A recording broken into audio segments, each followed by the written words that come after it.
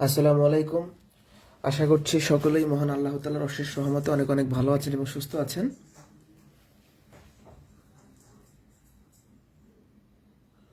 আলহামদুলিল্লাহ, আমিও ভালো আছি। আজকে আমরা প্রাথমিক সহকারী শিক্ষক নিয়োগ 2023-এর পরীক্ষা 24-এ অনুষ্ঠিত হয়েছিল, এর দ্বিতীয় ধাপের গণিত অংশের সমাধান করব। এর আগে আমরা প্রথম ধাপের সমাধান করেছি, তারপর 2022 সালের প্রথম ধাপের সমাধান করেছি। আজকে 23 সালের দ্বিতীয় ধাপের সমাধান করব আমরা। এবং আপনাদের জানিয়ে রাখি যে আগামী 7 ফেব্রুয়ারি থেকে আমাদের অধ্যায়ভিত্তিক ক্লাস শুরু হবে, অর্থাৎ বেসিক ক্লাস শুরু হবে। প্রশ্ন সমাধানের ক্লাস আমি ম্যাথের 3টা নিচ্ছি, হয়তো আরও একটা নিব 4টা। এভাবে প্রতিটা সাবজেক্টের 4টা করে যদি ক্লাস হয়, হ্যাঁ, প্রায় 16টা ক্লাস হয়ে গেল সলভ ক্লাস। এগুলো নেওয়ার উদ্দেশ্যটা হলো যে প্রশ্নের প্যাটার্ন সম্পর্কে একটু ধারণা হওয়া। ওকে। এবং শনি, সোম, বুধ, শুক্র এই 4টা দিনে কিন্তু সলভ ক্লাস হচ্ছে রুটিন অনুযায়ী। তো আমার সাথে যারা যুক্ত আছেন জানাবেন কথা লেখাটা ক্লিয়ার কিনা। যারা যুক্ত আছি কথা লেখা ক্লিয়ার কিনা দ্রুত বলবেন, আমি শুরু করে দিব। আপনাদের টাইম দিয়ে রাখছিলাম। আমাদের রুটিনটা কি? শনি, সোম, বুধ, শুক্র রাত 8টা থেকে 9টা বা 9টা 30। আর ফেব্রুয়ারি 7 তারিখের আগে আমরা বেসিক ক্লাসের যে রুটিন, মানে কোন দিন কোন ক্লাস হবে সেটা আপনাদের দিয়ে দিব। টেনশনের কোনো কারণ নাই। ক্লিয়ার আছে? তাহলে শুরু করি আর অপেক্ষা না করে। ক্লিয়ার আছে তাই না? ওকে। সবাইকে মেনশন দিয়ে দিয়েছি, তাহলে ঝামেলা হওয়ার কথা না।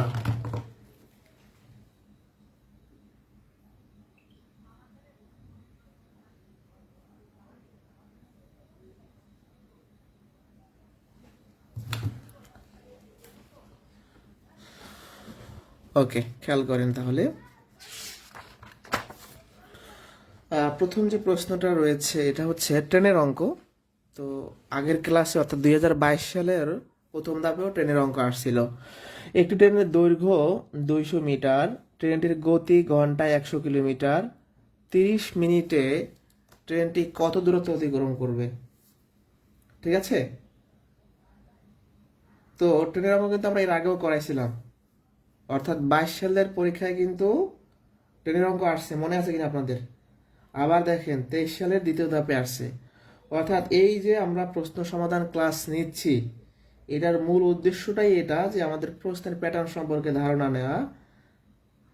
ট্রেন কোন টপিকে আমাদের জোর দিতে হবে, কোন টপিকে জোর কম দিতে হবে, এইসব বিষয়গুলো আমরা ইনশাল্লাহ ক্লিয়ার হয়ে যাব।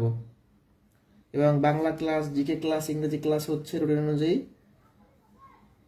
তাই যারা নিয়মিত ক্লাস করেন নাই, আপনারা গ্রুপের সবগুলা ক্লাস আপনারা গ্রুপে পাবেন, গ্রুপে গেলে দেখতে পারবেন। তাহলে আমি শুরু করে দিচ্ছি। আচ্ছা দেখেন, এই অঙ্কটা একদমই সহজে করা যাবে। একটি ট্রেনের দৈর্ঘ্য 200 মিটার, ট্রেনটির গতি ঘন্টায় 100 কিলোমিটার হলে 30 মিনিটে ট্রেনটি কত দূরত্ব অতিক্রম করবে? একদম সহজ নিয়মে আমরা এটা করতে পারবো। ট্রেনটির গতি ঘন্টায় 100 কিলোমিটার, এর মানে কি? সে 1 ঘন্টায় 100 কিলোমিটার যাইতে পারে। কথা সত্য কিনা আবার একবার খেয়াল করেন। ট্রেনটার গতি ঘন্টায় 100, ধরেন আপনার গতি ঘন্টায় 5 কিলোমিটার, তার মানে কি আপনি 1 ঘন্টায় 5 কিলোমিটার যান। তাহলে ট্রেনটার গতি ঘন্টায় 100 কিলোমিটার মানে কি? ট্রেনটা 1 ঘন্টা সময় 100 কিলোমিটার যাইতে পারে। তো আমরা জানি কি 1 ঘন্টা সমান হচ্ছে কত? 60 মিনিট। কেন মিনিটে কনভার্ট করলাম আমি? যেহেতু প্রশ্নে মিনিট দেওয়া আছে। তাহলে ট্রেনটি 60 মিনিটে যায় 100 কিলোমিটার। এই লাইনটা আমি কই থেকে পাইছি? এখান থেকে পাইছি যে ট্রেনটা 60 মিনিটে 100 কিলোমিটার যাইতে পারে। 1 ঘন্টা মানে 60 মিনিট। তাহলে 1 মিনিটে সে কম যাবে। কম গেলে কি হবে? ভাগ হবে। প্রশ্নে চাইছে কি যে 30 মিনিটে কতটুকু দূরত্ব যাইতে পারবে সে? তাহলে 30 মিনিটে যাইতে পারবে বেশি, যেন 30 উপরে গুণ 60 নিচে। 30 দিয়ে 60কে ভাগ করলে 2, 2 দিয়ে 100কে ভাগ করলে হচ্ছে 50। অ্যান্সার হচ্ছে 50, অর্থাৎ খ নাম্বার অপশন। তাহলে বলতে পারেন ট্রেনে দৌড়ে কোনো কাজ আছে না? এখানে ট্রেনে দৌড়ে কোনো কাজ নাই। এটা আপনাকে জাস্ট একটু কনফিউশন করার জন্য দিয়ে দিচ্ছে। তো যাই হোক, আমরা যখন ট্রেনের অধ্যায় পড়াবো এগুলো ক্লিয়ার হয়ে যাবে, টেনশনের কারণ নাই। আর একবার বলছি, ট্রেনটার গতি ঘন্টায় মানে 60 মিনিটে 100 কিলোমিটার। তাহলে 60 মিনিট বৈশা সে 100 কিলোমিটার যায়, তাহলে 30 মিনিট বৈশা সে 50 কিলোমিটার যাবে। এ তো মুখোমুখি করা যায়, এগুলো তো খাতায় করা লাগবে না। আপনি চিন্তা করেন, যে 60 মিনিটে যদি 100 কিলোমিটার যায় তাহলে অর্ধেক সময় 50 কিলোমিটার যাইতে পারবে। এটা কি করা দরকার আছে এই ম্যাথটা? এটা তো মুখোমুখি হিসাব হয়ে যাচ্ছে। 60 মিনিটে যায় 100 কিলোমিটার, তাহলে 30 মিনিটে তার অর্ধেক যাবে 50 কিলোমিটার। বুঝছে কিনা? বর্গক্ষেত্রের এক বাহু 4 মিটার হলে কর্ণ কত মিটার? বর্গক্ষেত্রের কর্ণ বের করার সূত্র হচ্ছে √2a। এখানে এ হলো বাহুর দৈর্ঘ্য, তাহলে বাহু দেওয়া আছে 4, তাহলে 4√2 হচ্ছে আমাদের অ্যান্সার। একদম সহজ অঙ্ক করছে এটা, যার সূত্রে মান বসাইলে হয়। কি বলছে আরেকবার খেয়াল করেন, বর্গক্ষেত্রের কর্ণের দৈর্ঘ্য বের করার সূত্র হচ্ছে √2a। এখানে এ হলো বাহুর দৈর্ঘ্য, তাহলে বাহুর দৈর্ঘ্য দেওয়া আছে, জাস্ট সূত্রে বসাই দিছি। এই দুইটা প্রশ্নে কারো কোনো সমস্যা আছে কিনা?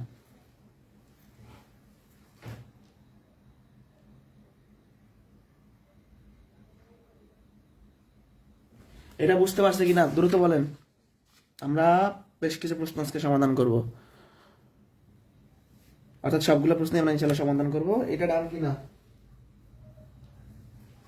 ওকে, ক্লাস রেকর্ড থাকবে, যারা বুঝতে পারবেন না আবার দেখে নিতে পারবেন। পরপর 3টা সংখ্যার গুণফল দেওয়া আছে, তাদের যোগফল চেয়েছে। খুবই ইম্পর্টেন্ট একটা প্রশ্ন।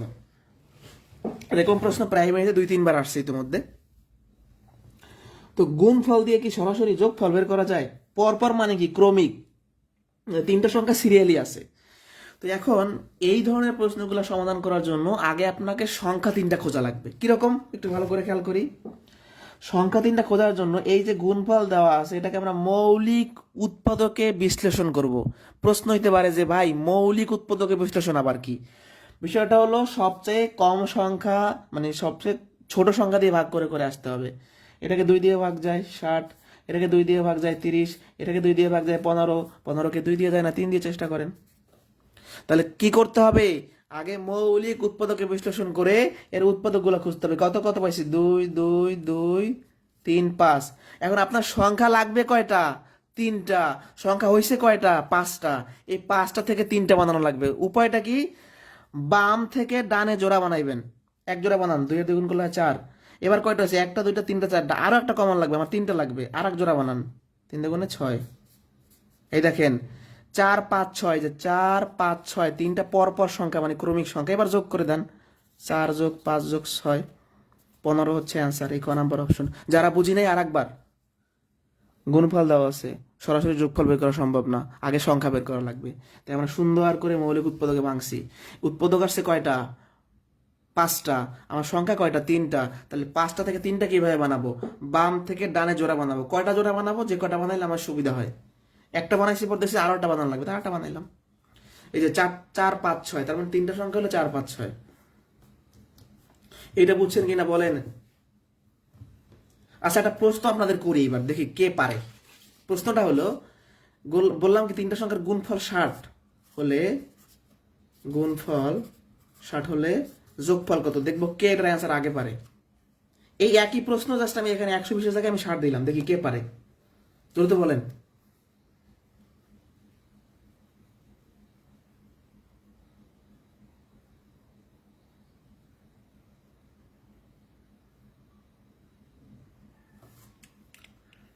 এই প্রশ্নটা কে পারবে আগে?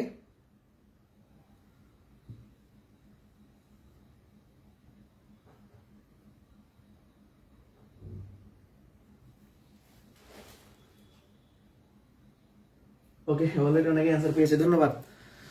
একই প্রশ্ন, তাহলে 60কে ভাঙান, 30 15 3।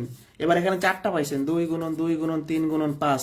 আপনার লাগবে 3টা সংখ্যা, তাহলে একটা জোড়া বানান। একটা জোড়া বানানোর পরে হয়ে গেল আমাদের এই যে 3 4 5, যোগ করেন, 4 3 7 7 5 12 হচ্ছে অ্যান্সার। 12 হবে, যারা 6 দিয়েছেন 12 হবে এটার অ্যান্সার, 10 হবে না, 12 হবে। এই তো 4টা সংখ্যা পাইছেন না, তো 3টা ক্রমিক সংখ্যা লাগবে, তাহলে একটা জোড়া বানাইলেন। তারপর এবার দেখেন ক্রমিক সংখ্যা 3টা হয়ে গেছে, অ্যান্সার 12 হবে। 120 টাকা দিয়ে একটি পণ্য কিনে 100 টাকায় বিক্রয় করলে ক্ষতির পরিমাণ কত? ক্ষতি চাইছে, তো ভালো করে খেয়াল করেন। আপনি একটা, ধরেন এই কলমটা আপনি 120 টাকায় কিনে 100 টাকায় বিক্রয় করলে আপনার ক্ষতি কত? ক্ষতির জন্য ক্রয় মূল্য থেকে বিক্রয় মূল্য বিয়োগ করতে হয়, 20 টাকা ক্ষতি। তাহলে অ্যান্সার কি 20 টাকা? না, ভালো করে খেয়াল করেন, প্রত্যেকটা অপশনে পার্সেন্টেজ দেওয়া আছে, তার মানে আমাকে শতকরায় প্রকাশ করতে বলছে। অনেক সময় কোশ্চেনে সরাসরি বলে দিবে, আর না বলে দিলে আপনাকে অপশন দেখে বুঝে নিতে হবে। 120 টাকার জিনিস 100 টাকায় বিক্রয় করছি, মানে 20 টাকা আমার ক্ষতি হয়েছে, তাই না? এখন মনে রাখবেন, লাভ ক্ষতি সবসময় ক্রয় মূল্যের উপর হয়, সবসময়। আপনি একটা পণ্যের পিছনে 120 টাকা ইনভেস্ট করে 20 টাকা লস করছেন, তাহলে কি লিখতে পারেন? লাভ হইলেও ক্রয় মূল্যের উপর হয়, ক্ষতি হইলেও ক্রয় মূল্যের উপর হয়, তাহলে কি লিখবো? 120 টাকায় ক্ষতি হয় 20 টাকা, 1 টাকায় ক্ষতি হবে 20/120, অতএব শতকরা ক্ষতি, পার্সেন্টেজ দেখে বুঝে গেছি আমাকে 100 টাকা হিসাব করতে হবে।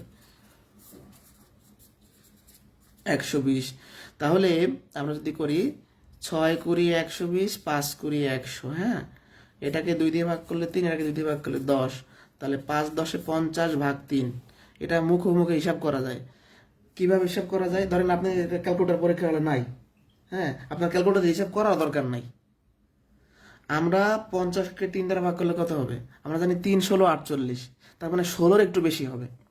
48কে 3 দ্বারা ভাগ করলে 16 হয়, তাহলে 50কে 3 দ্বারা ভাগ করলে 16-র একটু বেশি হবে। এটা হচ্ছে অ্যান্সার। তো পরীক্ষা হলে ক্যালকুলেটরের দরকার হয় না, একটু গেস করে করে বিষয় হিসাব করতে হয়। কথা বুঝাইতে পারছি আমি? এটা বুঝতে পারছেন?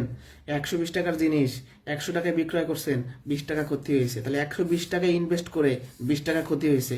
100 টাকা ইনভেস্ট করলে 16.37 টাকা খরচ আপনার ক্ষতি হইতো। ওকে, নেক্সট কোশ্চেন। এটা আপনার বলতে পারেন যে গণরেমিজি থেকে আসছে। তো এরকম মানে আসলে প্রাইমারিতে যেটা হয় যে মাঝে মাঝে কিছু প্রশ্ন একটু অন্য ক্যাটাগরির দেয়, বিশেষ করে এই দ্বিতীয় ধাপে কিছু প্রশ্ন ছিল একটু অন্য লেভেলে, অর্থাৎ বেসিক থেকে, একদম বেসিক থেকে প্রশ্ন করছে। যেমন এই আজকের ক্লাসের শেষে আপনারা পাবেন কি বলে, একটা প্রশ্ন করছিল মাথা বিছুরায়, যেটা আসলে কোনো অধ্যায় নেই। তো এরকম করে কিছু প্রশ্ন থাকে। যেমন দেখেন, একটা ক্ষেত্রের দৈর্ঘ্য 2 মিটার, প্রস্থ 1 মিটার, উচ্চতা 0। তাহলে দৈর্ঘ্য এটা কি দ্বিমাত্রিক হবে নাকি ত্রিমাত্রিক হবে নাকি কোনোটা হবে না নাকি একমাত্রিক হবে? মাত্রা কি? আসলে দৈর্ঘ্য, প্রস্থ, উচ্চতা, এগুলাকে হচ্ছে মাত্রা বলা হয়। তাহলে যেহেতু এর দৈর্ঘ্য আছে, এর প্রস্থ আছে, উচ্চতা 0, তাহলে এর 2টা জিনিস আছে, তাই এর নাম দ্বিমাত্রিক। এর 3টা জিনিস থাকলে এর নাম হচ্ছে ত্রিমাত্রিক। যেমন একটু সহজ উদাহরণ আপনাদের দেই, যেমন এই যে একটা বস্তু, তো এটা ত্রিমাত্রিক। এর এই যে দেখেন দৈর্ঘ্য আছে, প্রস্থ আছে, আবার হাইট আছে, এটাকে বলবো আমরা 3 ডাইমেনশন, ত্রিমাত্রিক। মাত্রা জিনিসটা হলো এই 3টা। যদি আচ্ছা, যেমন একটা রেখা আঁকলাম, এই রেখার শুধু দৈর্ঘ্য আছে, তাহলে এটাকে আমরা বলবো একমাত্রিক, একটা জিনিস আছে। আর এই ক্ষেত্রে ওটার দৈর্ঘ্য প্রস্থ আছে, তাই এটার নাম হবে দ্বিমাত্রিক। আর এটার 3টা জিনিস আছে, এর নাম হবে ত্রিমাত্রিক। বাজারে কফির দাম 10% কমে যাওয়ায় কফি ব্যবহার কত ভাগ বৃদ্ধি করলে কফি বাবদ খরচ একই থাকবে? এই প্রশ্নের বেসিক সমাধান আছে, বাট আপাতত আমরা সহজ সমাধানটা দেখে রাখি। এ ধরনের প্রশ্ন সমাধান করার জন্য আমরা যেটা করব, 100 এর সাথে এই পার্সেন্টেজটা গুণ করব, আর এটা যদি কমে গেছে তাহলে 100 থেকে সেটা বিয়োগ করে দিব। আর বাড়লে, এখানে যদি বৃদ্ধি বলতো, এখানে বৃদ্ধিটা না সেটা বাদ দেন, এখানে পার্সেন্টেজ কি হচ্ছে সেটা দেখবেন। 100 গুণন P, 100 plus minus P, P মানে পার্সেন্টেজ। তাহলে 100-র সাথে এই পার্সেন্টেজটা কি গুণ করতে হবে, করলাম। নিচে যোগ হবে না বিয়োগ হবে? কমে গেছে তাই বিয়োগ, বাড়লে যোগ হইতো। তাহলে 100 গুণন 10, আর এখানে হচ্ছে 90, 0 0 কাটা। আচ্ছা, 100-কে যদি আমরা 10টা ভাগ করি কত হয়? 10 হয়। তাহলে 100-কে 9টা ভাগ করলে 10-এর বেশি হবে, 11 পয়েন্ট সামথিং হবে। এভাবে হিসাব করতে হয়। পরীক্ষা হলে ভাগ গুণ করার সময় না, তো দেখে গেস করে বলে দিবেন। এখানে কাছাকাছি, ধরেন 100-কে আপনি 9 দ্বারা ভাগ করতে আপনার সময় নষ্ট করার দরকার নাই, তো আপনার দরকার আছে? আমরা তো জানি 9 11 99, মানে 99-কে 9 দ্বারা ভাগ করলে 11 হয়, তাহলে 100-কে 9 দ্বারা ভাগ করলে 11-র একটু বেশি হবে। এই প্রশ্নটা একটু মনোযোগ দিতে হবে। এটা আসলে অনেকেই একদমই পরিচিত থাকবেন না। এটা হচ্ছে আপনার সমাবেশ থেকে আসছে, এটা হচ্ছে হায়ার ম্যাথের টপিক। আমি যতটুকু সম্ভব সহজে বোঝাবো, না বুঝলেও সমস্যা নাই, কারণ যখন আমি ক্লাস নিব তখন এগুলো আর ভালো করে বুঝাই দেবো, ঠিক আছে? 12টা বই থেকে 5টি বই কত প্রকারে বাছাই করা যায়? এই বাছাই মানে হলো সমাবেশ, হ্যাঁ, আর বিন্যাস মানে হলো সাজানো। তো যেহেতু বাছাই বসে, তাহলে একটা সমাবেশের অঙ্ক, যেখানে 2টি বই সর্বদাই অন্তর্ভুক্ত থাকবে। খুবই একটা সহজ জিনিস। আচ্ছা, সমাবেশের সূত্রটা আগে লিখি।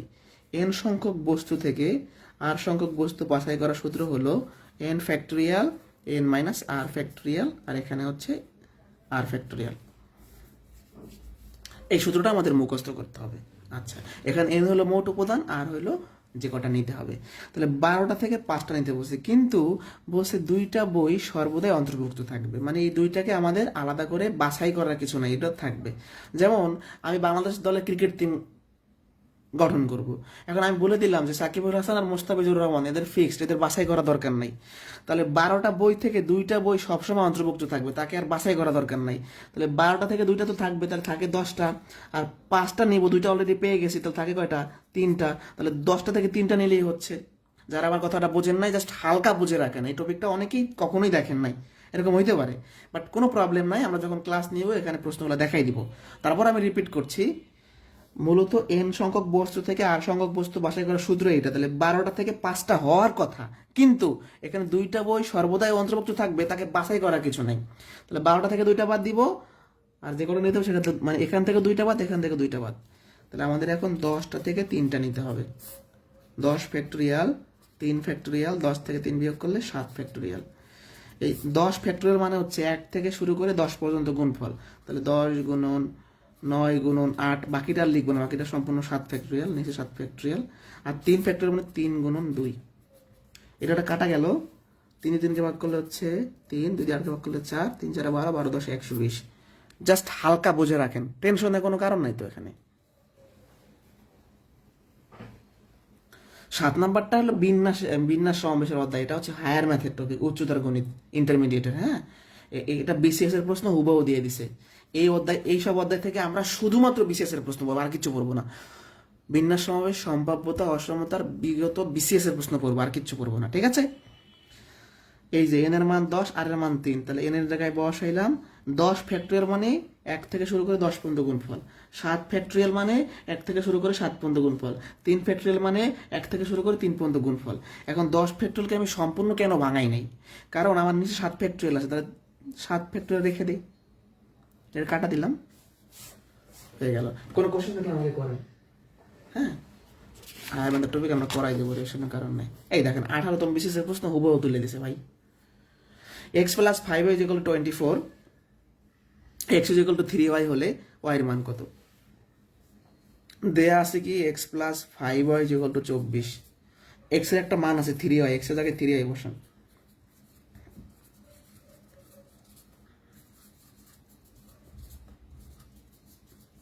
এইট ভাগ হয়ে যাবে, তাহলে 3 হচ্ছে অ্যান্সার। একদম ইজি প্রশ্ন। অর্থাৎ 18তম বিসিএস এর প্রশ্নটা একদম আমাদের হুবহু তুলে দিচ্ছে। এরকম প্রাইমারিতে 4টা 5টা ম্যাথ, মানে কমপক্ষে 3টা অঙ্ক প্রাইমারিতে বিসিএস এর প্রশ্ন থেকে হুবহু আপনাকে তুলে দিবে, একদম হুবহু, এটা গ্যারান্টি। 3টা প্রশ্ন থাকে নর্মালি, বুঝতে পারছেন? তার মাঝে মাঝে একটু বেশিও থাকে, কম থাকে, 3টা থাকে নর্মালি। 9 নম্বরে বলছে কি 1 বিলিয়ন, সরি 1 মিলিয়ন সমান কত বিলিয়ন, তাই না? এই মিলিয়ন বিলিয়নের থেকে মাঝে মাঝে প্রাইমারিতে প্রশ্ন হয়, তো এটা আমরা ভালো করে বোঝার চেষ্টা করি আসলে মিলিয়ন বিলিয়নের হিসাবটা কি। 1000 মিলিয়নে 1 বিলিয়ন হয়, অর্থাৎ বিলিয়ন আর মিলিয়নের সম্পর্কটা হচ্ছে এরকম, 1000 মিলিয়নে আপনি 1 বিলিয়নে পাইবেন। এবার বলছে কি 1 মিলিয়নে কত, অতএব 1 মিলিয়নে কম হবে, 1000 ভাগ হয়ে যাচ্ছে। তো এটা ভাগ খুব সহজে করা যায়, 1-এর পর 0 থাকলে সেই ভাগটা মুহূর্তে আমরা করে ফেলতে পারবো। উপরের সংখ্যাটা লিখবো, 1-এর পর 3টা 0, 3 ঘর আগে দশমিক, 1 ঘর 2 ঘর 3 ঘর দশমিক, এইটা হচ্ছে অ্যান্সার। যারা বুঝিনি আর একবার, 1000 মিলিয়নে 1 বিলিয়ন হয়, এটা আমরা আগে থেকে জানি, তাহলে 1 মিলিয়নে কম হবে, এটা হচ্ছে অ্যান্সার। তো মোটামুটি প্রাইমারিতে ভালো প্রশ্ন আছে এখান থেকে, মিলিয়ন বিলিয়ন থেকে 2-3টা প্রশ্ন মনে হয় ইতিমধ্যে চলে আসছে, হ্যাঁ। সম্ভবত 3টা প্রশ্ন প্রাইমারিতে অলরেডি পাওয়া গেছে এই টপিকটা থেকে। কিন্তু এগুলো অনেকে ভুল করে, এগুলো পড়ে যায় না কিন্তু পরীক্ষায় আসে। এই দেখেন পরিমাপ থেকে আর একটা প্রশ্ন, এক্স এক্স লেস দেন 4 হলে নিচের কোন মানটি এক্স এর মানের জন্য সত্য হতে পারে? ভালো করে খেয়াল করেন। এক্স এটা এটা হচ্ছে লেস দেন চিহ্ন, মানে এক্স এর মানটা 4 এর ছোট। এক্স এর মানটা 4 এর ছোট যে কোনো মান হইতে পারে। -4 এটা 4 এর ছোট, এটা সম্ভব। 0 4 এর ছোট সম্ভব। 3 4 এর ছোট সম্ভব। তাহলে অ্যান্সার হবে সবগুলা। ভালো করে বোঝেন, সংখ্যা রেখা দেখায় আপনাদের। এটা হলো 0, এটা 1, 2, এটা 3, এটা 4, এরকম আরও আছে। এটা -1, এটা -2, এটা -3, -4। তাহলে 4 এর ছোট মানে এগুলো সব হইতে পারবে। এই যে 3 হইতে পারবে, -4 হইতে পারবে, 0 হইতে, এগুলো সবাই 4 এর ছোট। অর্থাৎ এর মিনিংটা আপনাকে বুঝতে হবে। এক্স লেস দেন 4 তার মানে এক্স এর মানটা 4 এর ছোট যে কোনো মান। তাহলে এগুলো সবই 4 এর ছোট, অ্যান্সার হবে সবগুলা। একদম বেসিক থেকে প্রশ্ন করা হয়েছে। 1 square plus 2 square plus 3 square up to x square এর মান কত? এটা একদম হুবহু সূত্র একটা, অর্থাৎ এন সংখ্যক স্বাভাবিক সংখ্যার বর্গের সমষ্টি বের করার সূত্র হচ্ছে এইটা, n into n plus 1 two n plus 1 ভাগ 6, এটা সূত্র। এখানে এন হলো শেষ পদ, শেষের মানটা এক্স দেওয়া আছে। একদম হুবহু সূত্র ভাই, এটা কোনো ম্যাথ না। এই যে এটা হবে অ্যান্সার, এটা দেখেই অ্যান্সার করে দেওয়া যায়। ঠিক আছে,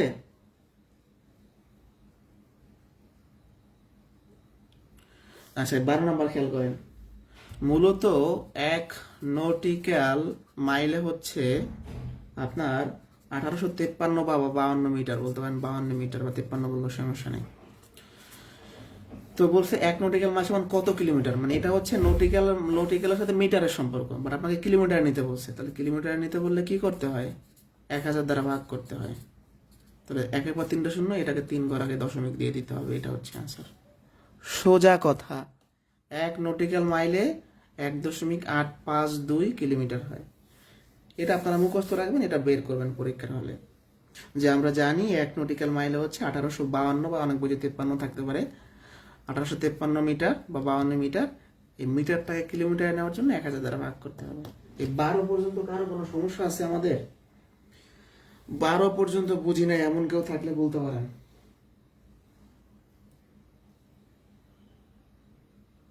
আপনারা কিন্তু জিমাইয়া গেছেন, জিমাইয়া গেলে হবে না, আমাদের তো ক্লাসই শুরু হয় না এখন পর্যন্ত, বেসিক ক্লাস। 4 জন শিক্ষক আপনাদের সাপোর্ট দেওয়ার চেষ্টা করতেছে।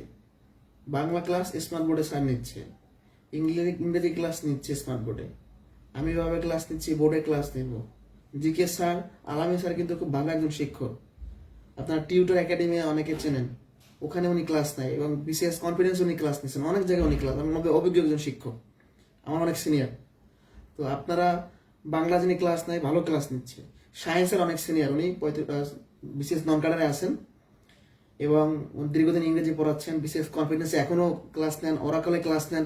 তো সবাই চেষ্টা করতেছে সবার মতো, কিন্তু আপনারা জিমাই গেছেন, এটা জিমাই গেলে তো হবে না।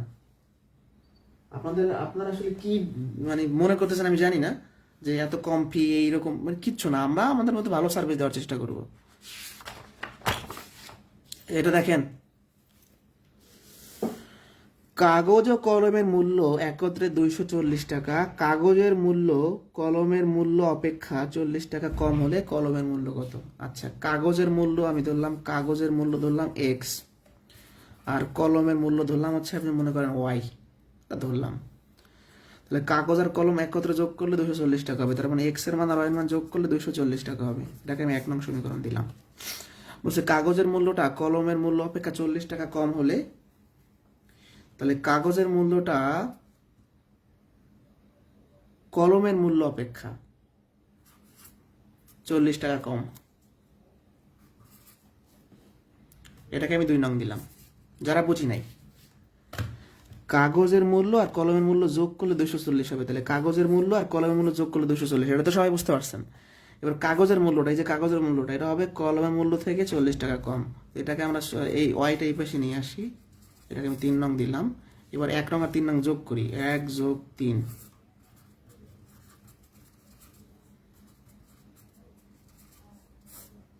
এটা কাটা গেল। 2x কত হচ্ছে 200, তাহলে x এর মানটা হচ্ছে 100। চাইছে কি প্রশ্নে? কলমের মূল্য। তা আমাদের বের হয়েছে কি কাগজের মূল্য 100 টাকা, কলমের মূল্য কত হবে? এখানে এক্সের মানটা বসাই দেন, এই সমীকরণ এক্সের মানটা বসাই দেন, 140 টাকা হবে। এই যে তাহলে এক্সের মান আমরা কোথায় বসাবো? এখানে বসাই দিব, 100 যোগ ওয়াই 240, 140। ওরে ভাই, কাগজ আর কলম কিনতে আপনার 240 টাকা লাগে, তার মধ্যে কলম যদি 100, কাগজ যদি 100 টাকা হয় তাহলে কলম 140 টাকা না? এটা তো মুখোমুখি করা লাগবে আপনার, যারা বুঝি নাই, কিচ্ছু বুঝি নাই, আরেকবার এটা মুখোমুখিও করা যায়, বাট তার এবার হচ্ছে এভাবে একটু বেসিক আকারেই আমরা করি। কাগজের মূল্য এক্স ধরছি, কলমের মূল্য ওয়াই ধরছি, দুটো যোগ করলে 240 হবে। কাগজের মূল্যটা হবে কলম মূল্য থেকে 40 কম, এটা সমীকরণ বানাইছি। এই দুটো ক্যালকুলেশন করলে এক্স এর মান পাবো, মানে কলম পাইছি। 240 টাকার মধ্যে 100 টাকা যদি হচ্ছে কাগজ হয় তাহলে কলম কত? 140। 240 টাকার মধ্যে 100 টাকা যদি কাগজ হয়, এই যে কাগজ, তাহলে কলম কত? 140।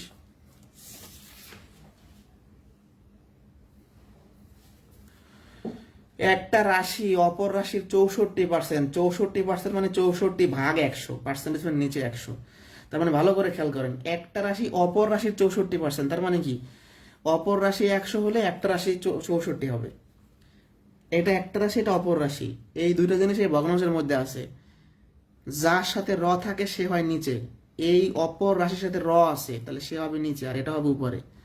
সোজা কথা, একটা রাশি অপর রাশির 64%, এর মানে হলো অপর রাশি 100 হলে একটা রাশি 64 হবে। তাহলে 64:100 এর অনুপাত চাইছে। তাহলে আমরা যদি 4 16 64 4 দ্বারা ভাগ করি, 4 25 100, 16:25 হবে। এখানে সঠিক অ্যান্সার নাই, এই যে এটার অ্যান্সার, মানে এটা ভুলে টাইপিং মিস্টেক হয়েছে, এটার অ্যান্সার হবে 16:25। মানে এই প্রশ্নে ছিল কিন্তু আমি টাইপ করতে ভুল করছি। যারা একদম মুখোমুখি দেখেন, 64% মানে কি? একটা 64 হলে আর একটা 100, তাই না? তাহলে এটাকে অনুপাত করতে বসছে, তাহলে আপনি 4 দ্বারা ভাগ করেন, 4 16 64, 4 25 100, 16:25। 1 হতে 20 পর্যন্ত সংখ্যাগুলোর যোগফল চাইছে। তো 1 হতে 20 পর্যন্ত সংখ্যাগুলোর যোগফল মানে 1 2 এরকম করে করে একদম 20 পর্যন্ত, হ্যাঁ, যোগফল। তো এই ধরনের সংখ্যার যোগফল বের করার সূত্র কি? n × n+1 ভাগ 2। হ্যাঁ, n হলো শেষ পদ, তো n শেষের পদটা হচ্ছে 20, 10 10 আর 21 গুণ করলে 210 হচ্ছে আনসার, এই ক নাম্বার অপশন। n হলো শেষ পদ, এখানে শেষ পদ হলো 20, n × n+1 ভাগ 2, n এর মানটা 20 বসাইবেন। এই 20 কে আমরা 2 দ্বারা ভাগ করলে 10, আর এখানে হয় 21, 210। এই পর্যন্ত কারো কোনো সমস্যা আছে কিনা বলেন? এই পর্যন্ত কারো কোনো প্রবলেম আছে কিনা?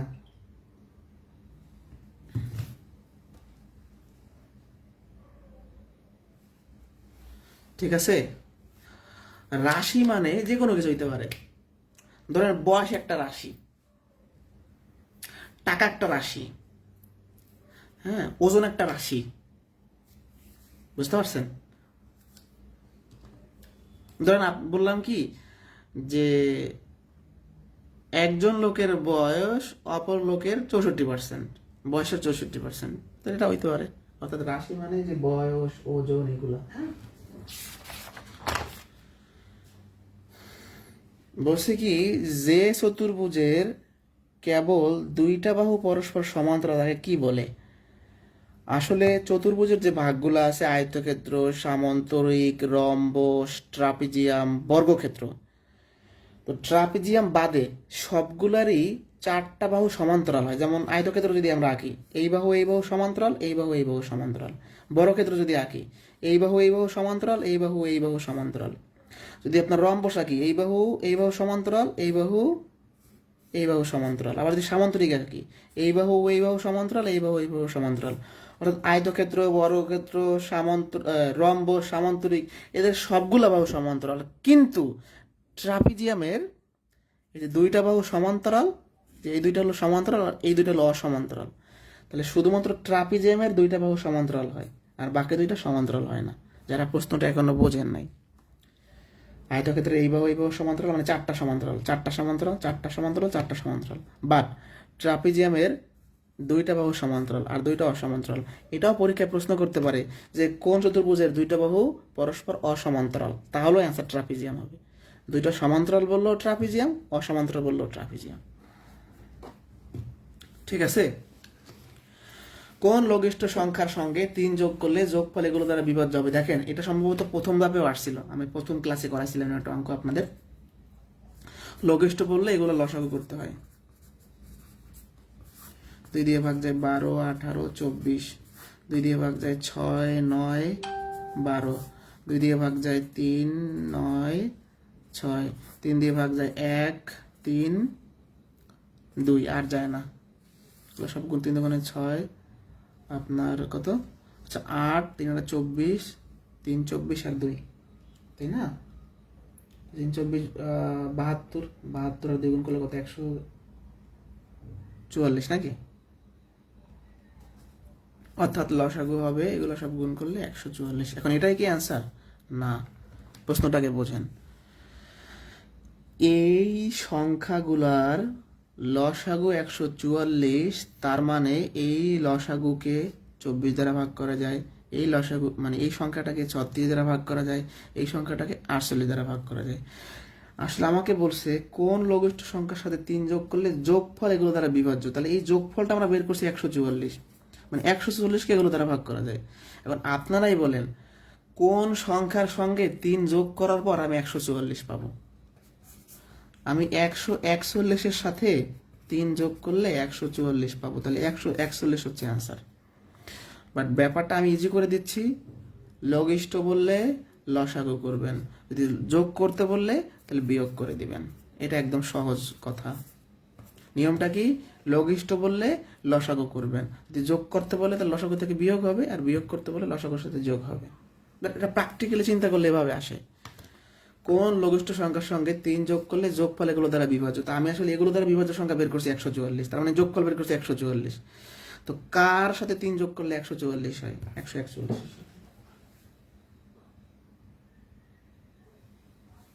ঠিক আছে?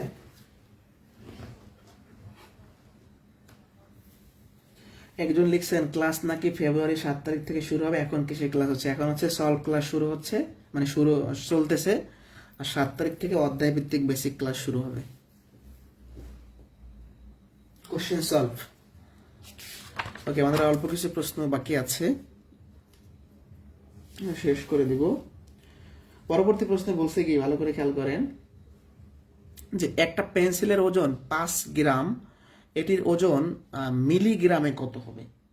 দেখেন, 3টা প্রশ্ন তো আপনি শুধু পরিমাপ থেকে পাইছেন, এইটা তাহলে আগেরটা পাইলাম ওই যে নটিক্যাল মাইলের, তারপর পাইলাম মিলিয়ন। 3টা প্রশ্ন শুধু একটা ছোট্ট একটা চ্যাপ্টার থেকে আসছে।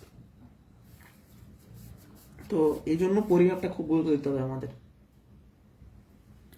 একটা পেন্সিলের ওজন 5 গ্রাম, মিলিগ্রামে কত হবে? আমরা কি জানি গ্রাম আর মিলিগ্রামের রিলেশনটা কি, সম্পর্কটা কি? আমরা জানি 1 গ্রামে হচ্ছে 1000 মিলিগ্রাম, তাই না? তাহলে 5 গ্রামে হবে 5000 মিলিগ্রাম, তাই তো? তাহলে 5000 মিলিগ্রাম, সেটা অপশনে নেই, তাহলে অ্যান্সার হবে কোনোটাই না।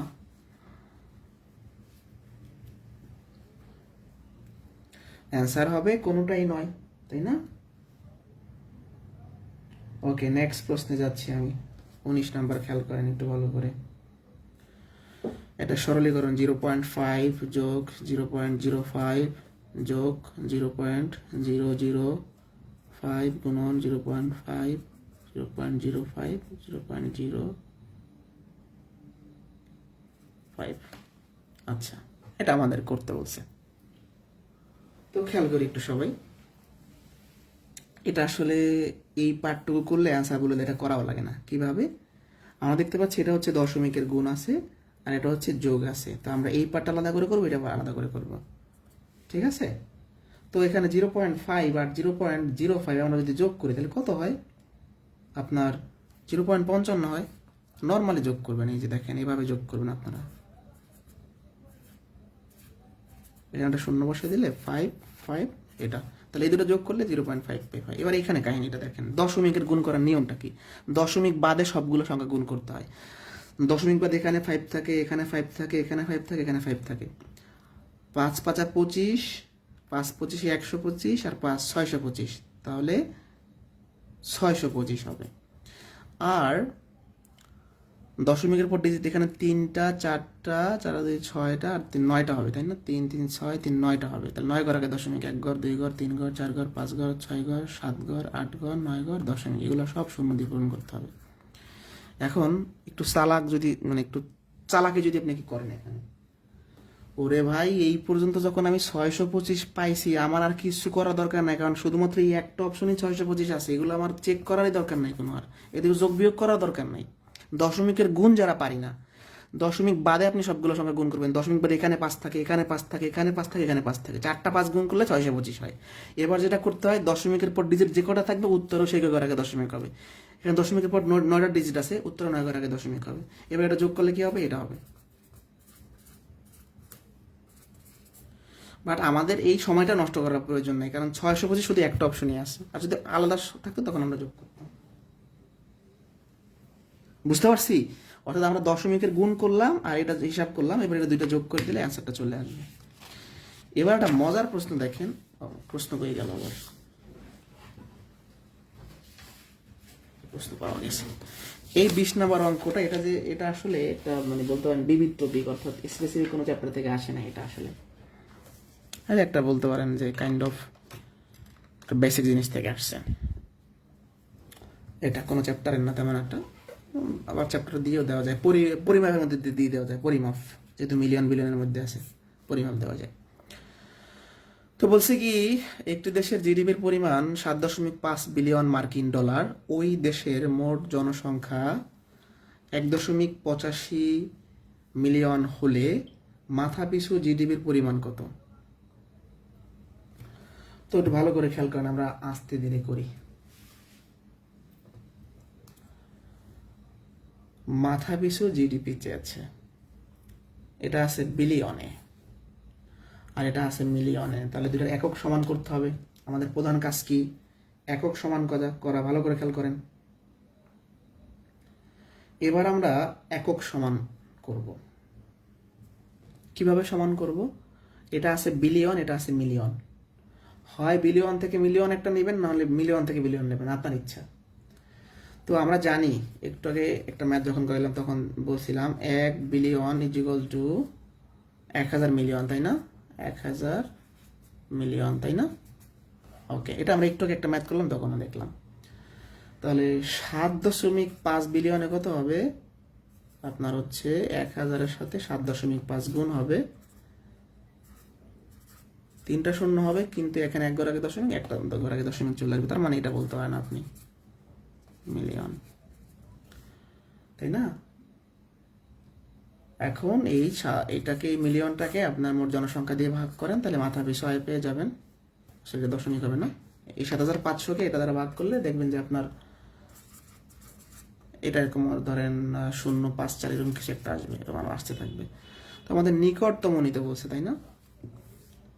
তাহলে আমাদের অ্যান্সার কত হবে? এটা যারা বুঝি নাই, মানে আমরা আসলে মোট আয়, মোট জিডিপিকে মোট জনসংখ্যা দ্বারা, মানে আমাদের একটা দেশের জিডিপির পরিমাণ দেওয়া আছে, জনসংখ্যা দেওয়া আছে, বাট এককটা সেম ছিল না। আমরা কি করছি, একক সেম করে মোট জিডিপিকে আমরা মোট জনসংখ্যা দিয়ে ভাগ করছি, মাথা পিছু জিডিপি পাইছি, মাথা পিছু জিডিপি আমরা পাইছি, শেষ। এটা বলতে পারেন একটু অন্য টপিক থেকে আসছে, এরকম একটা প্রশ্ন মাঝে মাঝে দিয়ে দেয়, বুঝতে পারছি?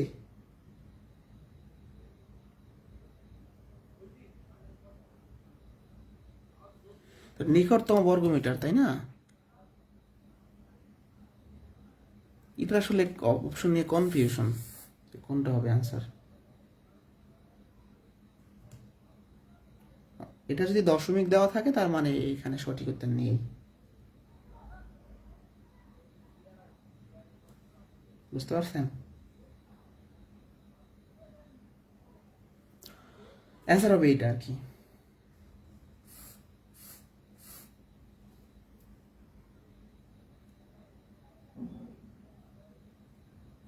তো পরবর্তী ক্লাসে তাহলে দেখা হচ্ছে আপনাদের সাথে। কোনো কোশ্চেন থাকলে আমাকে করতে পারেন,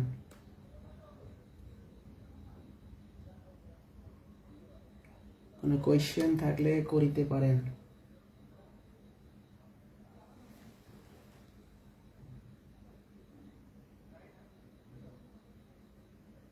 এটা বুঝি নাই। একটা দেশের মোট জিডিপি হচ্ছে এটা 7.5 বিলিয়ন, আর মোট জনসংখ্যা দেওয়া আছে মিলিয়নে। তাহলে আমরা এই ইনকামটাকে মিলিয়নে কনভার্ট করলাম। 1 বিলিয়নে হয় এত মিলিয়ন, তাহলে এত বিলিয়নে হবে 7,500 মিলিয়ন, মানে এই বিলিয়নটাকে মিলিয়নে কনভার্ট করছি। এটা হলো মোট জিডিপি, এটা হলো মোট জনসংখ্যা। মোট জিডিপিকে মোট জনসংখ্যা দ্বারা ভাগ করলে মাথা পিছু জিডিপিটা পাওয়া যাবে, সেটা বোঝানো হয়েছে আর কি। ঠিক আছে?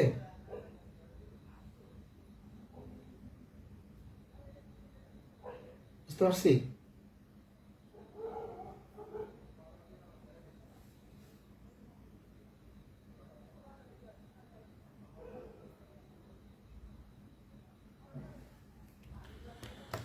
এটা হবে অ্যান্সার, মতো একটা পয়েন্ট এখানে মিসিং আছে, এটা হবে অ্যান্সার। হ্যাঁ, ভালো থাকেন সবাই, নেক্সট ক্লাসে দেখা হচ্ছে। ওকে, তাহলে সোমবারে কি হবে? বাংলা ক্লাস হবে। বুধবারে কি, সরি, সোমবারে জিকে ক্লাস হবে, বুধবারে বাংলা ক্লাস হবে, আর শুক্রবারে ইংরেজি ক্লাস হবে। ঠিক আছে, ভালো থাকেন সবাই, কোনো কোশ্চেন থাকলে করতে পারেন।